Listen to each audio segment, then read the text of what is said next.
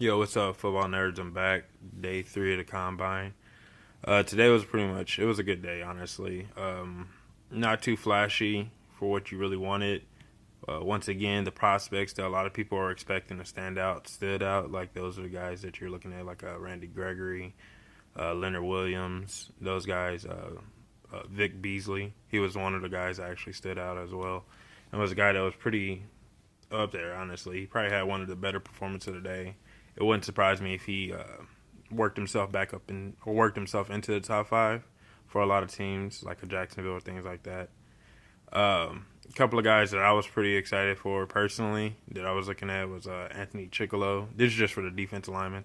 Anthony Chickillo was a guy that I was actually looking at and that I felt like had a chance for good upside and definitely one of those late round guys that you keep your eye on that can make an impact in the league this year.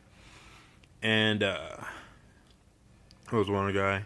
Actually, no, that was it. Yeah, Anthony Chickillo was probably one guy that I was looking at, and I can't say I can't pronounce his name. If you know who I'm talking about, defensive end from UCLA. He was definitely one of those guys that probably can go maybe day 2, potentially day 3 of the draft. They can make a big impact for somebody somewhere.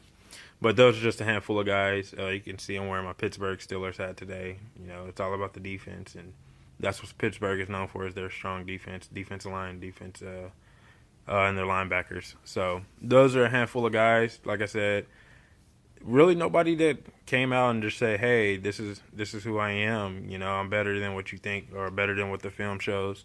Danny Shelton was another guy that actually showed up. Shane Ray didn't get to perform today. And that was really interesting because I really wanted to see what he was going to do and his numbers were going to be today. So that's definitely something to watch out for when this combine comes around in that time. And for the linebackers, for me personally, I'm a huge fan of linebackers. I think any good, solid defense starts with a solid linebacking core. And the linebackers today, man, a lot of them, they didn't jump out to me. And that sucks because I feel like linebackers, honestly, are a core of defenses. I mean, you got a good linebacking core. Just ask San Francisco. You know, you can do a lot with a good linebacking core. You can go far with those. So, but it was really hard. It felt like that you almost have to, like, nitpick to actually find somebody to actually pick someone out. But I'll say if you look at linebackers, my personal opinion, I'm thinking you look at about 2, maybe 3 linebackers, you know, going in the first round. It's hard for me to see a first-round linebacker, which at this point it might allow some running backs to creep back up into the first round. So it should be interesting. And like I said, just not a lot of linebackers jumped out today. A lot of guys looked stiff. A lot of guys just didn't look like they were in their comfort zone. And that might change come pro day time. So that's something to definitely keep your eye out for. But that's really it for day 3, you know. Another long day. It's in the books. It was definitely worth the watch. Like I said, nobody jumped out. But that was just my take on a couple of things. You guys have your opinion. I have mine.